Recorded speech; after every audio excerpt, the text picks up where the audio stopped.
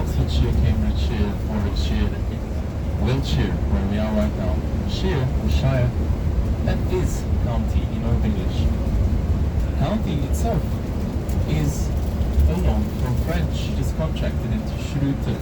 And in Shrewton, you'll see several interesting buildings on your left-hand side. Goes in for just a day or two until they would be transferred to larger jails, or until they would sober up, because sometimes drunk people would be put inside, and as those were called blind houses because the windows are so tiny, or sometimes these blind houses didn't have any windows at all.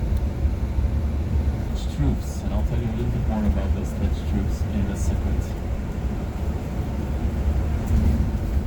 Just here on your left, prepare. We'll make a left turn, and you will see this little tiny minuscule facility where you would be put if you were naughty. Just here on the left, take a look. That's the blind house. And these are lovely cottages with thatched roofs. One here, and another one just here.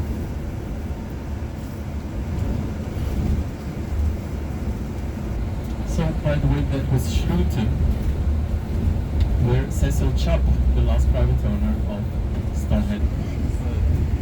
Don't you think they treat them really nicely here? Well, that explains the smell. I think these guys look quite happy as well. Wow. A hybrid plant which is used for oil production, for animal food, but also for biodiesel, biofuel. Well, that's canola, and it's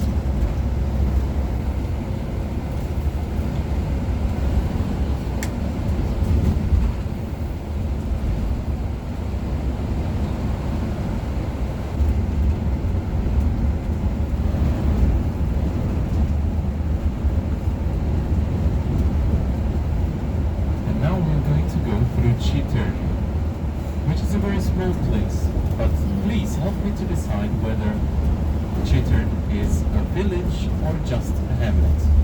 So my question is, what does a village need to have in order to be a village? Anyone? Okay. What's that? A post office, yes. No, not hospital. So it needs to have, first of all, a church. That's number one. Number two is either a post office or a school or a pub, for that matter. A public institution of some sort. So let's see what Chitern has. I will help you with the first one because it's hidden on the right. We'll make a left-hand turn, turn your head sharp right. You'll see a lovely church.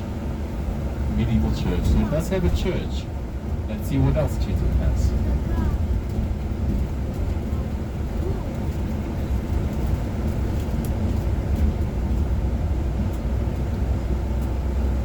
It has a pub, a King's Head.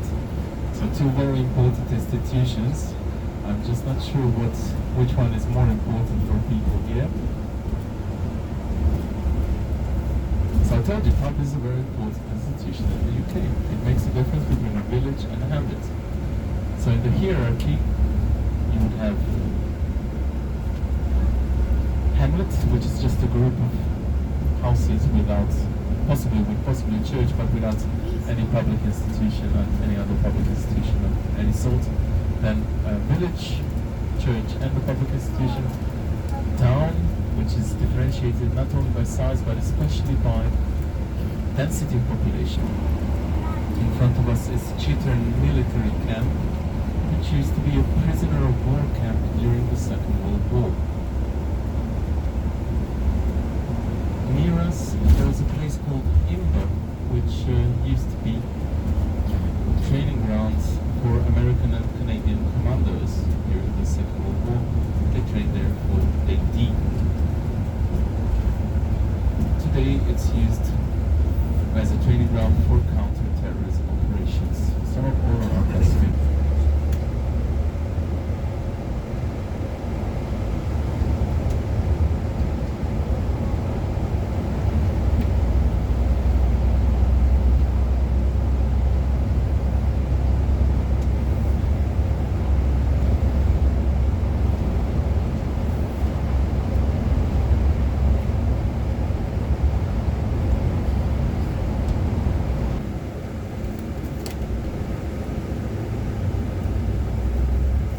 legends, you can see a hill with a flat top on the left hand side. It's quite interesting, I would say. That's called Clay Hill, and there used to be a fortified settlement on top, that's why it's flat. That belonged to Celtic tribes. And Celts are very important for our story about Bath, because although the Romans built the baths that are heart and the soul of the city of Bath, already the Celts knew about the hot spring that provides the water for the Roman baths. And there is a legend about it. It's called Legend of Prince Bledud. That's B-L-A-D-U-D. It's just a legend. There's plenty of things that I don't believe in, particularly about that legend, but please don't ask too many questions. Let's keep it as a legend. So, Bledud is a Celtic prince who wants to become a king, and he goes to Athens in Greece to study philosophy in 863 BC. Now, I don't believe there was a lot of philosophy going on in Athens in the 9th century BC, maybe in the 6th, but never mind. He goes there, on his way back, he contracts leprosy. Now, that's a very serious disease in case of which you get ostracized from your community, and that's what happened to Bledud. In case, instead of becoming a king, he became a beggar. He fell to the margins of the society. The activity of the Roman baths diminishes with the Middle Ages. It's changed because the waters of the Roman baths are used, so you won't be alone in Bath either. Many ceiling baths already get a permission, because it's difficult to get a building permission because of UNESCO's propositions. You will have to respect that traditional building material. So even modern buildings in Bath are made of the same stone. So wool, stone, and then coal. Coal was very important. There were many coal mines around Bath. The last coal pit was closed in 1973.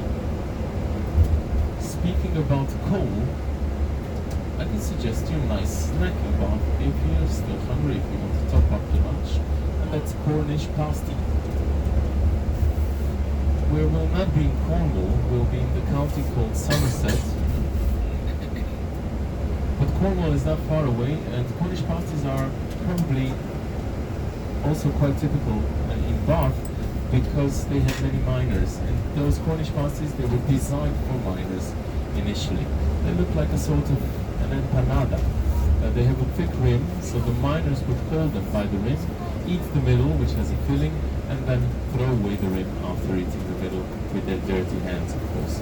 So the traditional Cornish pasty is beef, onions, suet, and potatoes, and then you also have cheese and onions.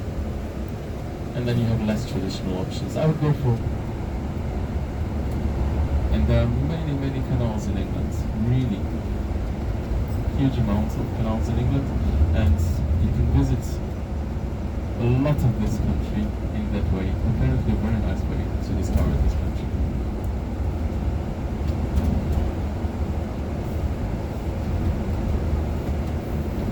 So I'll show you a nice Cornish bakery where you can buy nice Cornish pasties, but I will also show you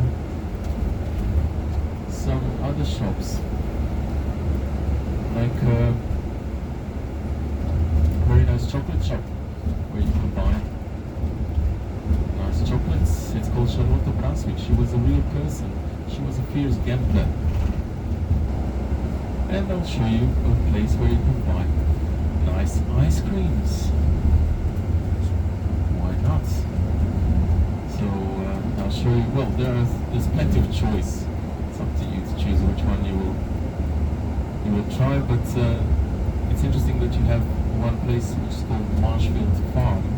It's an ice cream parlor, an ice cream store with ice creams. They produce their own milk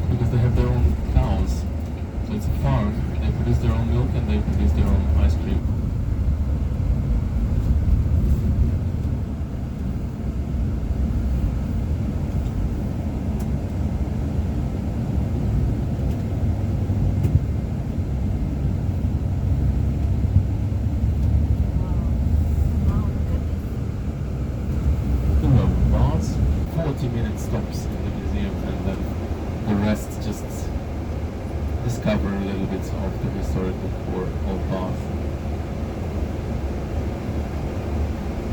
You can also visit Bath Abbey, the cathedral of the city, which is just next to the Roman Bath. The entrance is for free. They do ask for a donation, and it's really up to you. It should be open.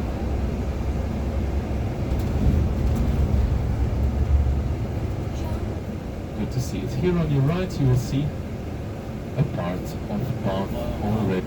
We'll have a green line. We won't be able to stop here, unfortunately. But even here, after this tree, you will have to wait if you wish to visit the museum. And the Roman baths become so popular that literally everyone wants to come and see these Roman baths. Bath knows a huge building boom, a big building expansion.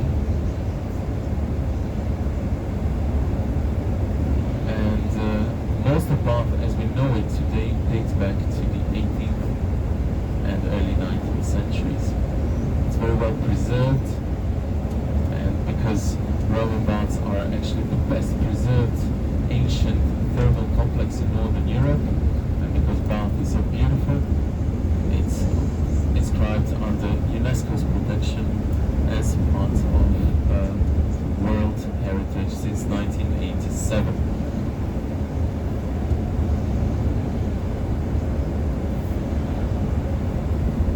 And Putney Bridge, that's the other bridge. Across, well, on the other side of the river, further on the right. And if you want to go to the river during your free time, you have a concealed staircase here. You can get down and take a few photos, if you have time, of course. But remember to be back on time.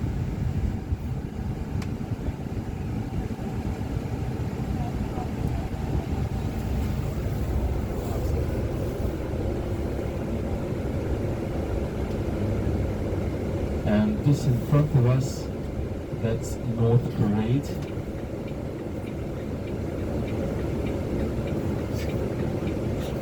Or Bug Island, as they call it. So that will be our drop-off point and our pick-up point. And I will show exactly where we will meet. So kindly be there and just check in with me before entering the coach. And ladies and gents, we will meet at 5:10.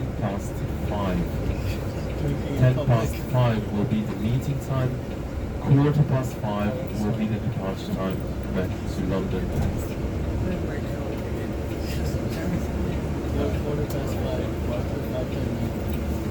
5:15, maybe. No? There's no marshals. Oh, there is a marshal. Yeah. Ladies and gents, they're sending us off. We got to do a little tour around the Bath. Don't worry, you'll get to see some other places, and we'll come back when it's a little bit less busy in a couple of minutes. We'll just do a little tour here around. Don't worry, there's not enough space. There's just a tour, a roundabout for tour coaches, so the coaches cannot pass there. They can only drop off, but sometimes it gets busy, as you can see. But don't worry, you'll get to see Putney Bridge from closer, which is very interesting because it has shops on each side, like its Florentine predecessor, Ponte Vecchio. Of course, this one is made of burnt stone entirely. That's Putney Bridge here on the left.